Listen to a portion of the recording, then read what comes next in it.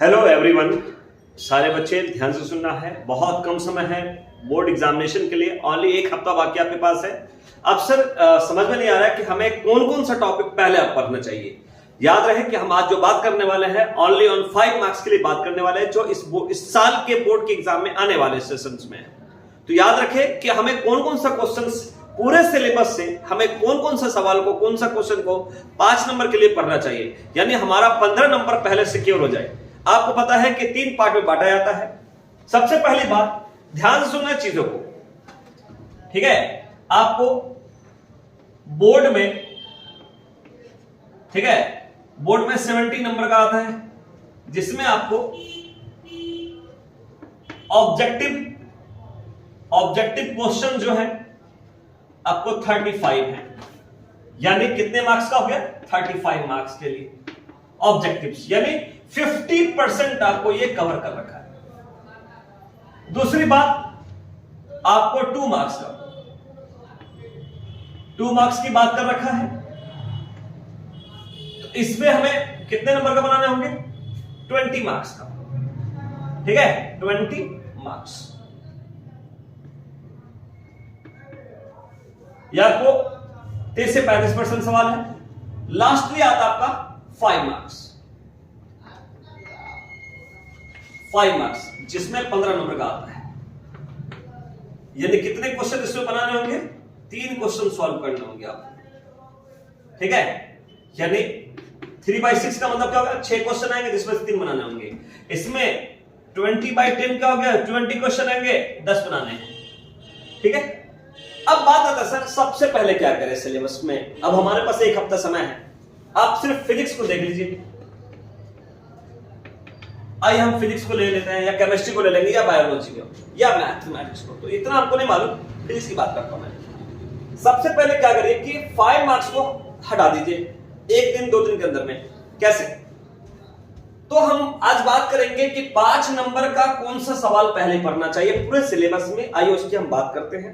हम आपको चैप्टर का नाम लिख देंगे और हम लिख देंगे क्या क्या पढ़ना चाहिए, ठीक है। तो आपका खास ख्याल रहे, आपका ऑब्जेक्टिव बहुत अच्छा होना चाहिए और 5 मार्क्स अच्छा जाएगा, तो आप 50 नंबर फिक्स हो गया आपका, एक तो तय है। तो चलिए पहले 5 मार्क्स की हम बात करेंगे। 5 मार्क्स क्वेश्चन पर चर्चा, क्वेश्चन पर चर्चा। ये कयास लगाई जाती है, ये उम्मीद लगाई जाती है कि इस पूरे सिलेबस में ये क्वेश्चंस बड़े अच्छे अच्छे हैं। तो आइए सबसे पहले हम बात करते हैं, ठीक है। सबसे पहले अगर बात की जाए तो चैप्टर है आपका ऑप्टिक्स।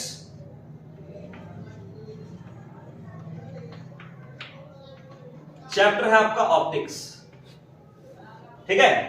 ऑप्टिक्स एक बड़ा सेक्शन माना जाता है, ये बहुत इंपोर्टेंट सेक्शन माना जाता है।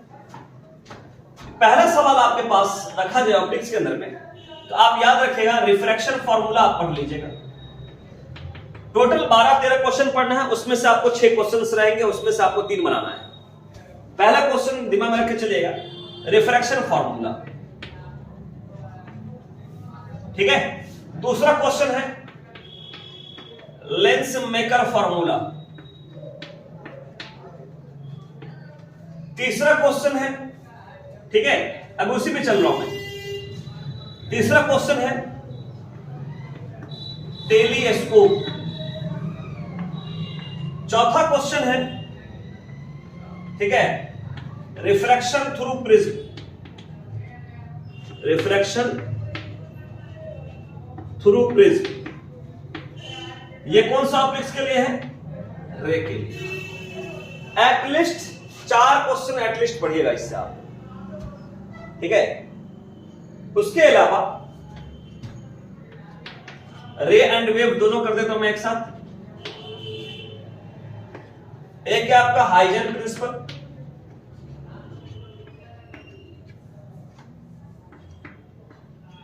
हाइजेन प्रिंसिपल के साथ होगा। हाइजेन प्रिंसिपल के साथ कैसा होगा? ठीक है, explain refraction.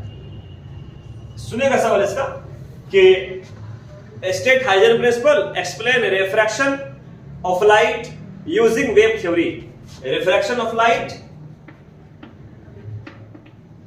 Refraction of light using wave theory, इसके हिसाब से। ठीक है, 5 क्वेश्चन। इसके बाद आपको पढ़ना है, अभी चैप्टर वाइज नहीं करेंगे, चैप्टर वाइज नहीं करेंगे हम, चैप्टर वाइज नहीं करेंगे। आपको इसके बाद पढ़ना है ट्रांसफॉर्मर के बारे में, ट्रांसफॉर्मर के बारे में, ट्रांसफॉर्मर। ठीक है, उसके बाद आपको पढ़ना है self inductance and mutual inductance के बारे में।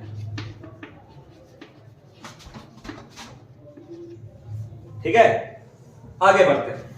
यह आप ध्यान सुनिएगा कि आपका ये पार्ट 2 का है,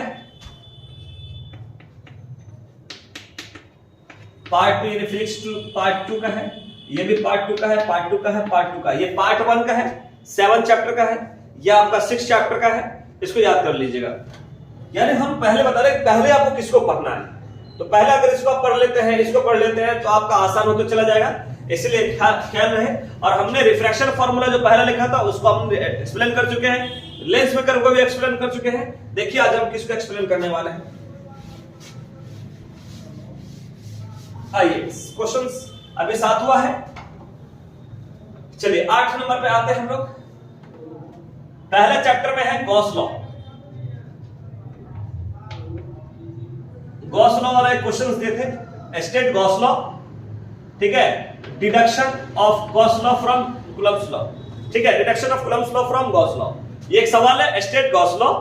ठीक है, deduction of Coulomb's law from Gauss law and also express electric field due to infinite long charge sheet. ठीक है, long charge, infinite long charge के लिए हमारा वो सवाल है। ठीक है, डिडक्शन वाला भी है, यानी याद रखिएगा ऐसा हमने क्वेश्चन दे रखा है कि एक्सप्लेन यानी state Gauss law, deduction of Coulomb's law from Gauss law and also express electric field due to infinite long charge. ठीक है, स्ट्रेट वायर, ये एक सवाल हो गया 8वां।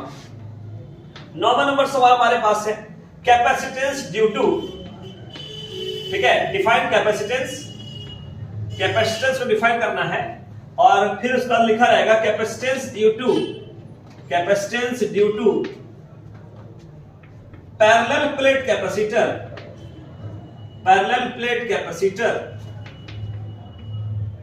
ठीक है, if the dielectric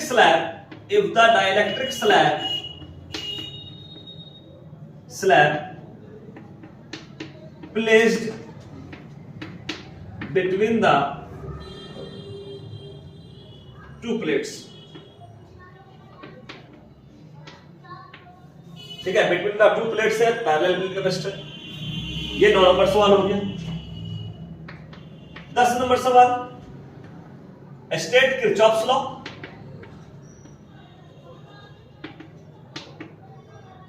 state Kirchhoff's law and explain principle and working of Wheatstone bridge.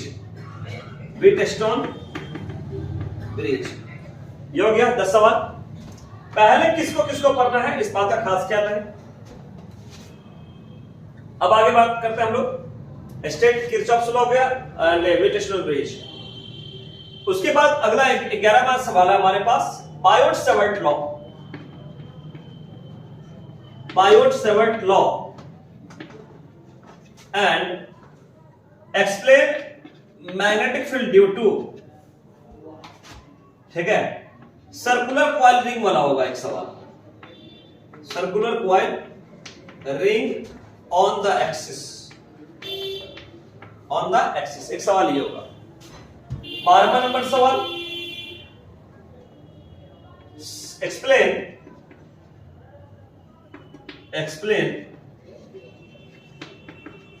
Magnetic properties of materials, जिसमें पैरामैग्नेटिक है, डायामैग्नेटिक है, पैरा हो गया पैरामैग्नेटिक, तीसरा हो गया फेरोमैग्नेटिक, इन सबको एक्सप्लेन करना है। फेरोमैग्नेटिक 13वां नंबर सवाल, ठीक है, state Bohr's postulate, state Bohr's postulate, ठीक है, और explain Bohr's model of hydrogen spectra, hydrogen spectral line, spectral line जिसमें लेमन है, बामर है, पास्चन है, बकेट है, फंड है। ये इन पांचों के बारे में एक्सप्लेन करना है। पहले तो बोर्स का चारों पोस्टुलेट लिख लीजिएगा, उसका Lyman series, बामर series, Paschen series, ये सब आप पढ़ लीजिएगा। तो क्या हो जाएगा आपका, ये हो गया। लास्ट क्वेश्चन हमारा, लास्ट क्वेश्चन है, ठीक है, ये 13 क्वेश्चन का एक लास्ट क्वेश्चन है। तो आपको पहले कैसे कैसे पढ़ना है उस चीज को ध्यान में रखते हुए काम करना है। लास्ट क्वेश्चन है आपका कि डिफाइन कैपेसिटेंस या energy, explain energy stored in parallel plate capacitor, in parallel plate capacitor, capacitor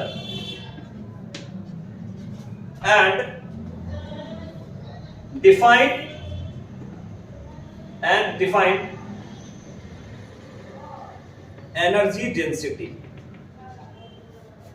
ये 14 सवाल है, इसको ध्यान से पढ़ लीजिएगा।